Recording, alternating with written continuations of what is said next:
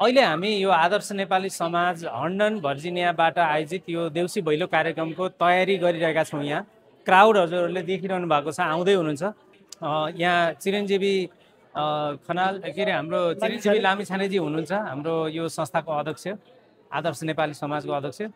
यो चाहिँ भनौँ न अब लगभग दशक लगभग हुन थाल्यो। यो ठाउँमा अलिकति नेपालीहरूले कला कल्चर संस्कृति नेपाली कला कल्चर जोगाउने भन्ने उद्देश्यबाट स्कुल सञ्चालन, त्यस पछाडि चाहिँ बालबालिकाको पठन पाठनमा सरसहयोग र कला कल्चर संस्कृतिलाई चाहिँ व्यापक रूपले माथि उठाउन कसरी सकिन्छ भन्ने सिलसिलाले यो दीपावलीको कार्यक्रम चाहिँ हरेक वर्ष हुने गर्दछ देउसी भैलोको रूपमा।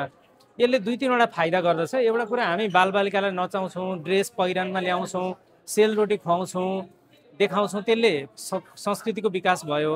अनि अर्को कुरा चाहिँ हामी डोनेसन पनि उठाउँछौँ यसैको नामबाट र यो देउसी भैलोबाट आएको पैसाले चाहिँ स्कुल सञ्चालन हुन्छ अनलाइनबाट। वर्षभरि नै अहिले सञ्चालन भएको छ। कोभिड पछाडि चाहिँ अनलाइनबाट, कोभिड अगाडि चाहिँ हामी फिजिकलै त्यहाँ स्कुलको हलै बुक गरेर हामीले चाहिँ स्कुल सञ्चालन गर्थ्यौँ र विद्यार्थी रेसियो पनि 30, 40, 50जना लगभग विद्यार्थीहरू आइ नै रहेका छन्। र प्यारेन्ट विद्यार्थीहरू अनि अडल्ट विद्यार्थी अनि अरू किसिमका भर्खर आउनुभएको नेपालबाट आउनुभएको दाजुभाइ दिदीबहिनी सबैको चाहिँ इन्भल्भमेन्टबाट साझा सहकार्यबाट यो काम भइरहेछ। अनि त्यहाँ माथि अब नेपाली अमेरिकन सामुदायिक केन्द्र भन्ने ठुलो संस्था छ, अर्को 5-6 मिलियनकै प्रोजेक्ट रन गरिरहेको मनाससमा, होइन, त्यो न्याकको भवन भन्छौँ हामी।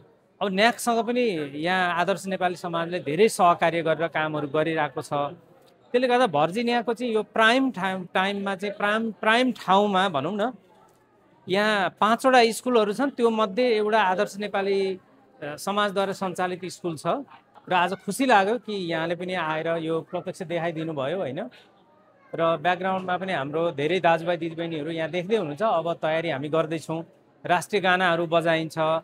त्यसले गर्दा अमेरिकाको ठाउँमा जे भए पनि नेपाललाई प्रमोट गर्ने भनौँ न यसको चाहिँ मुख्य उद्देश्य। र हामी आफै पनि एउटा इन्जोय गर्ने कसरी भइरहेछ त हामी आफै पनि मनाउनु पर्यो, होइन। घर घरमा मनाउनु भन्दा सामूहिक रूपबाट मनाएको पनि एउटा चाहिँ विशेष महत्त्व हुन्छ भन्ने लागेको छ।